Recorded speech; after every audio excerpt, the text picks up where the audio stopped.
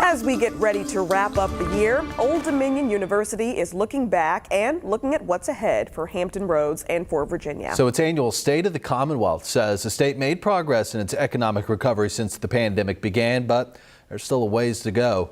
Dana Smith has more from the report and one of the people who put it all together.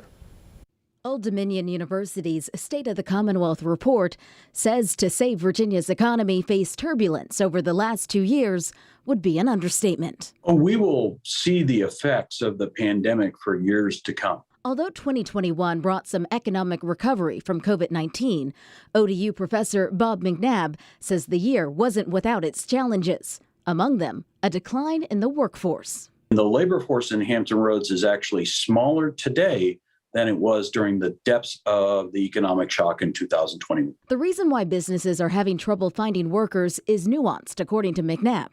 The report makes one thing clear. People who left the labor force don't qualify for unemployment insurance.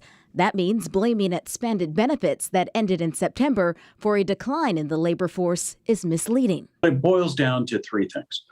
First, some people are staying out of the labor force because of COVID fears. Second, women especially are unable to rejoin the labor force because of childcare scarcity. And third, we've seen an acceleration in baby boomer retirements.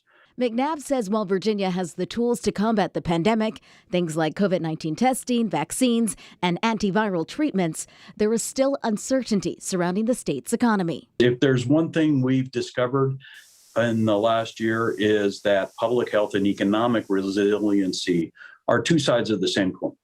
But we've also discovered that we're a little bit more resilient than we thought, and that we're all in this together. Dana Smith, 13 News Now. Dr. McNabb and his team do a great job putting those reports together. Always fascinating. If you'd like to read through it, it's on our website, 13newsnow.com.